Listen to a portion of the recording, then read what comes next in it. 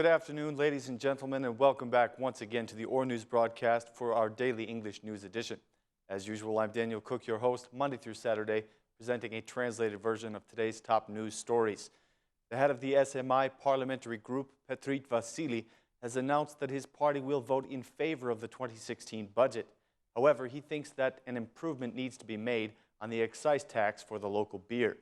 The SMI also takes some issue with the budget for the Ministry of Health, and they recommend that it be reviewed. Mr. Vasili said that the SMI will vote in favor of the amendments to the criminal code as well, for which they previously had expressed some criticism before the government withdrew from the punishment of prison time for the businesses caught in informality.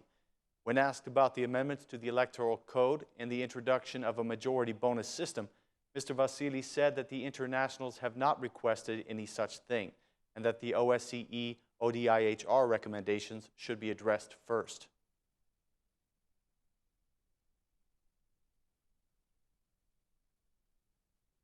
In the framework of the discussions on the 2016 draft budget, the Minister of Energy, Gjiknuri, has said that $1.6 billion are needed for the energy network to return it to optimal working conditions.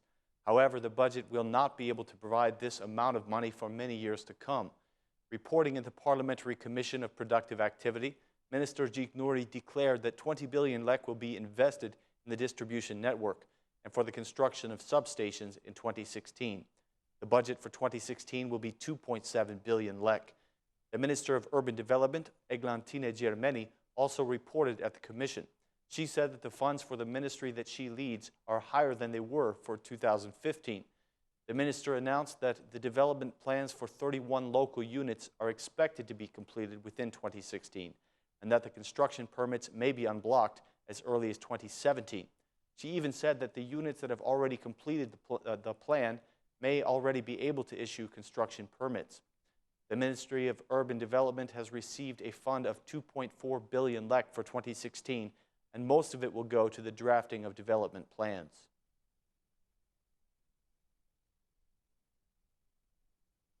Invited as a guest on Tonight Il Vetare, the Minister of Justice Manjani spoke about the drafting of the justice reform.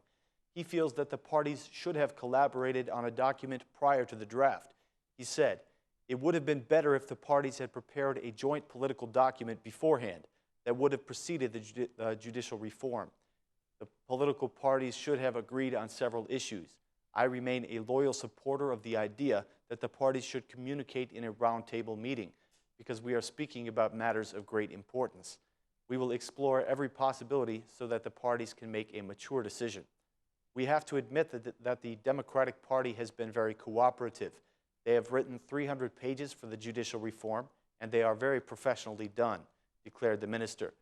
Manjani also commented on the relations between the president and the parliament, saying that he was in support of Nishani. He went on, "I think that we should find better solutions for the president-parliament relations. The authority of the president should be respected, regardless of whether we like the person holding the office or not. The authority of the president lies in his decree, and decrees cannot be mistreated like has been done in the recent 7 to 8 years. In this regard, the 1998 Constitution is better than the one we have today." The minister expressed that he is in favor of the establishment of a National Bureau of Investigation. He believes that those judges who are corrupt and have unjustified wealth will be removed sooner or later. He also explained the 3 criteria upon which the property law either stipulates the return or the compensation of property. "We will consider what the property was being used for at the time of expropriation," he said.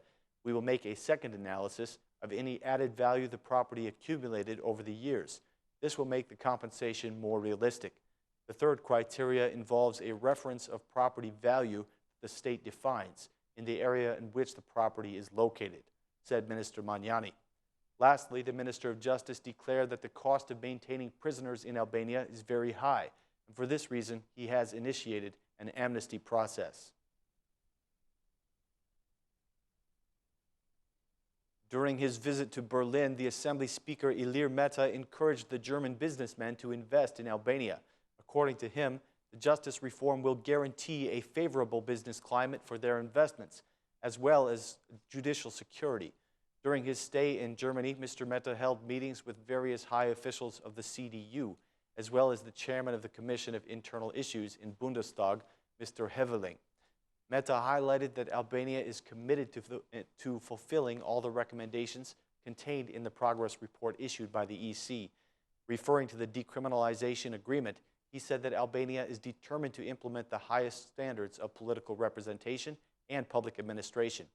He also familiarized Mr. Heveling with the measures that have been undertaken by Albania to stop the asylum-seeking phenomenon, saying that all the opportunities for legal employment in Germany should be utilized. The Assembly Speaker also met with the CDU MP, Florian Hahn. Meta assured him that the reforms that Albania has undertaken will provide a better business climate for foreign investments. He also met with the State Secretary of the Labor Ministry, with whom he discussed the strengthening of cooperation in vocational education and the opportunities for legal employment in Germany. Later, he met with the German MP Andrea Junco, the rapporteur for Albania in the European Council.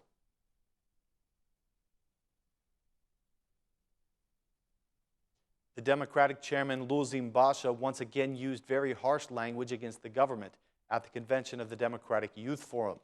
He blamed the government for the small budget in 2016, which he claims will be $200 million less than this year's budget.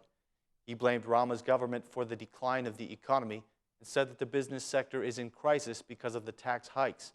He also claimed that the money from the increased taxes and the fines imposed on businesses is going directly into the pockets of the government officials and is not being used for investments or increasing the wages of the people.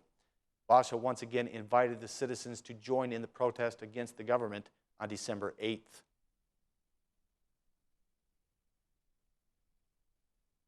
"300 apartment buildings in Tirana will be receiving their property titles within the month of December. This news was confirmed by Tirana's mayor, Veliaj, who made the following statement today. "We have planned to issue property titles for 300 apartment buildings. Over 20,000 citizens will receive a deed for their apartment," said the mayor. He said that the time is now past for people building 7-story buildings when the municipality only issued a 3-story construction permit. Mayor Veliaj accused the former mayor, Lulzim Basha, of signing an abusive permit that allowed the continued construction of a building in the center of Tirana just 6 days before he left office. This accusation has been backed up by the Socialist Party, but the Democrats deny these claims. The former vice mayor, Eno Bozdo, says that the Court of Strasbourg ruled that the work must be allowed to continue for 2 more years. He said, "The truth behind the 16-story building is that when Edi Rama was the mayor, he forcefully interrupted the work because he did not get the large bribe he asked for from the investors," said Mr. Bozdo.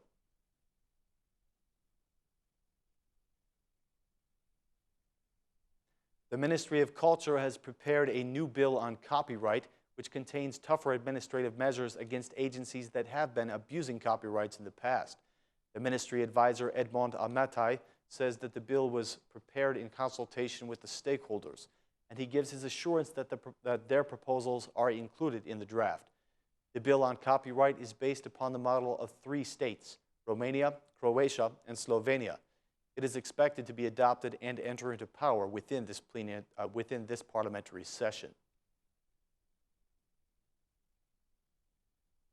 That concludes our edition for today, ladies and gentlemen. Have a wonderful evening, and please join us again tomorrow for more translated news in English. Thanks. Have a good night.